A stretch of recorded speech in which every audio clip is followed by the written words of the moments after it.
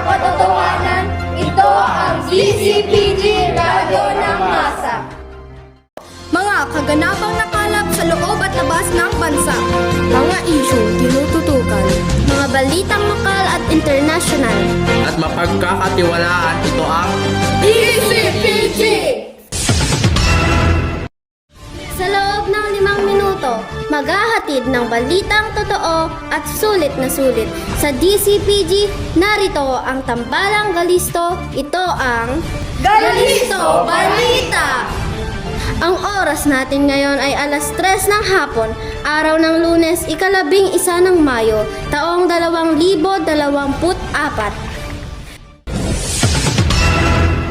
Isang mapagpalang araw, Pilipinas! Ito ang iyong kaibigan, Princess Angel C. Liban. Inyong kaagapay, Gabriel Kit M. Juliana. Inyong gabay, Chris Mel Nicole Y. Jose. at inyong tagapaghatid ng balitang siksik at malaman, Vincent Diego Magsado. Kayo'y nakikinig sa Galisto Balita! Sa ulo ng nagbabagang balita. Mag-asawang British, nasyonal na dismaya matapos maglaho, umano ang kanilang sling bag sa loob ng x-ray machine sa entrance ng departure area ng Ninoy Aquino International Airport. Sabi ng official gazette na walang katotohanan at peke lamang ang kumakalat ngayong impormasyon sa social media na di umano daw ay ang Marso 11 ay isang holiday. Nahayag ng Pilipinas ang tungkol sa ang bagong insidente na naganap sa Chinese Coast Guard sa South China Sea. Nilinaw ng Department of National Defense ang policy statement na inilabas ng departamento hinggil sa pagpapatupad ng Comprehensive Archipelagic Defense Concept. Para sa mga detalye, Una sa balita, misis ang British national na nawala ng sling bag sa x-ray machine sa entrance ng departure area ng Ninoy Aquino International Airport na nagsalita na, narito si Angel Liban para sa buong detalye. Ayon kay Abigail Lynch, asawa ng British national, ang kanyang sling bag ay naglalaman ng kanilang cellular phones, wallet at identification cards. At wala sa kanyang kaisipan na maglalaho ang kanyang sling bag sa loob ng x-ray machine dahil mayroong nakabantay na security guard. Agad niya ito ipinagbigay alam sa Airport Police Department at sa isinagawang review sa CCTV footage, kitang-kita na ipinasok nito ang kanyang sling bag sa x-ray machine ngunit hindi ito lumabas at hindi rin nakita ng security guard na nakabantay. Sa kasalukuyan ay nagsasagawa ng malalim na investigasyon ang mga tauhan ng Manila International Airport Authority, ngunit habang isinusulat ang balitang ito, wala pang maibigay na paliwanag ang MIAA. Princess Angel C. Liban, nagbabalita. Ang pagkalat ng maling impormasyon sa social media na ang Marso 11 daw ay di umano holiday, narito ang mga detalye.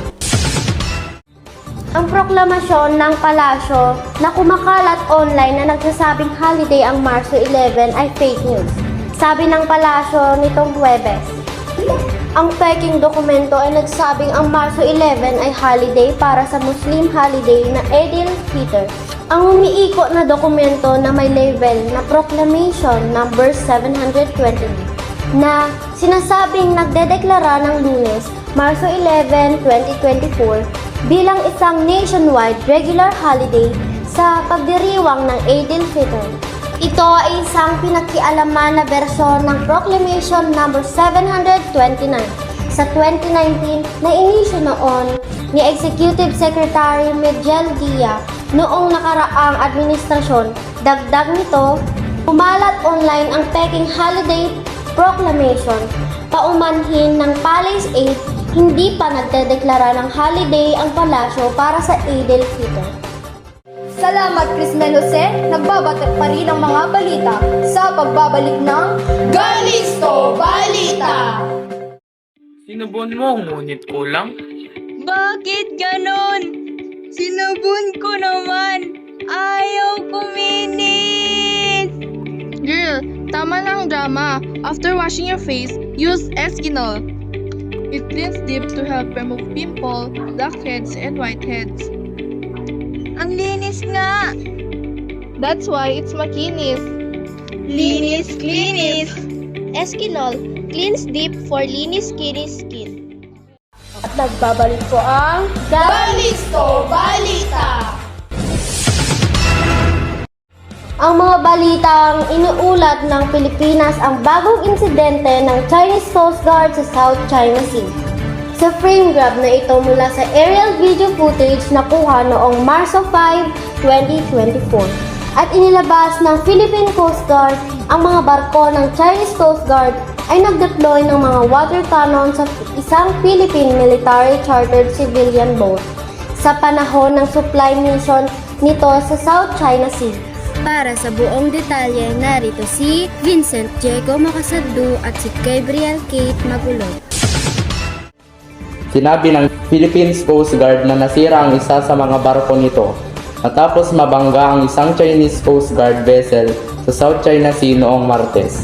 Sa isang post sa X, ang social media platform na dating kilala bilang Twitter, sinabi ng tagapagsalita ng Philippine Coast Guard na si Jay Tariela ng mga barko ng Chinese Coast Guard ay nagsagawa ng mapanganib na mga maniobra laban sa dalawang barko ng Philippine Coast Guard kung saan ang isa ay nagtamo ng maliit na pinsalan sa istruktura.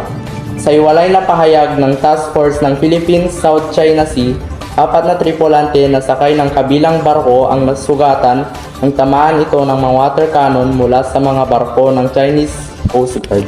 Ang dalawang barko ay nag-escort ng dalawang sibilyang sasakyang dagat na nagdadala ng mga supply at isang bagong pag-ikot ng mga tropa sa isang barkong pandigma ng Pilipinas na sadyang nakaground sa 2nd Thomas Shoal upang mapanatili ang pag-angkin ng archipelago sa lumubog na bahura.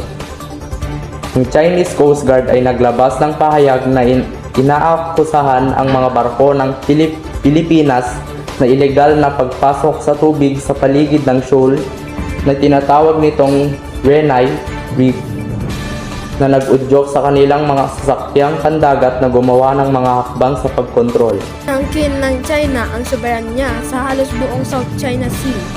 Hindi pinapansin ang mga nakikipagkumpetensyang pag-angkin ng marehiyonal sa kapitbahay na ito. Kabilang ang Pilipinas, Taiwan at Vietnam. Ang insidente ang nagtulak kay Pangulong Ferdinand Marcos Jr.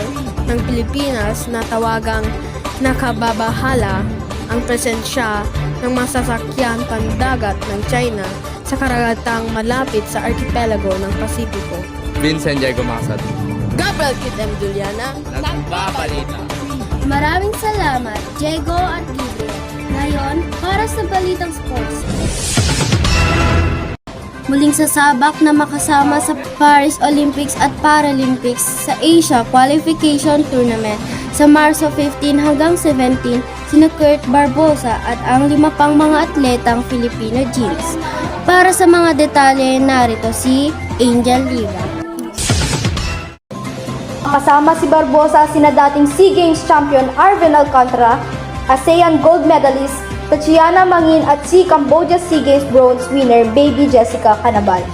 Kabilang din sa mga naghahangad na makamit ang kanilang mga Paris Olympic ticket si Alian Ganapin.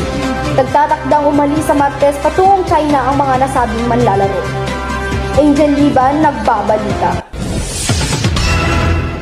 Ang huling balita nilinaw ng Department of National Defense na walang kaugnayan sa lumabas na ulat hinggil sa paghahanda ng China para sa posibleng paglala ng maritime dispute. Ang nilabas na policy statement ng kagawaran hinggil sa implementasyon ng Comprehensive Archipelagic Defense Concept. Para sa buong detalye, narito si Gabriel Kate Magulod. Nabatid na sinimulan na ang DND at Armed Forces of the Philippines ang pagpapatupad ng kanilang CADC. In plain language, we are developing our capability to protect and secure our entire territory and exclusive economic zone in order to ensure that our people and all the jurisdictions of Filipinos to come shall freely reap and enjoy the bounties of the natural resources that are rightfully ours within our domain. Ayon sa inilabas na statement kahapon ni DND Secretary Gilberto Teodoro.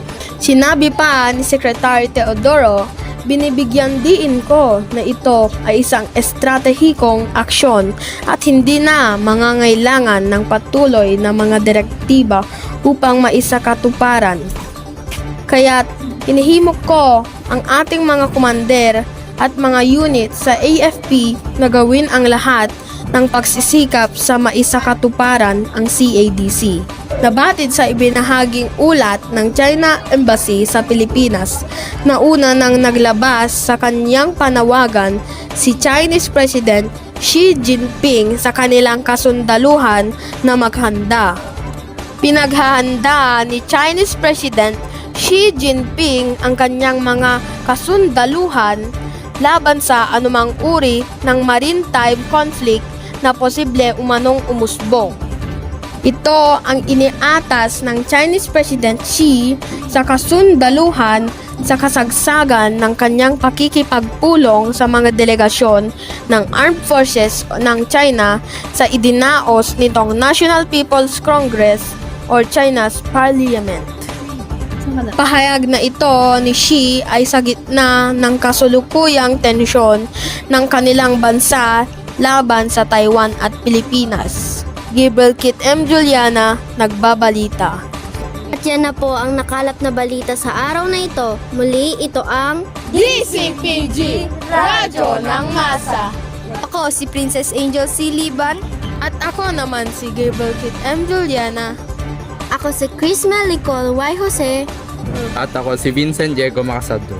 Hanggang sa susunod na pagbabalita dito sa DCPG, Radyo ng Masa.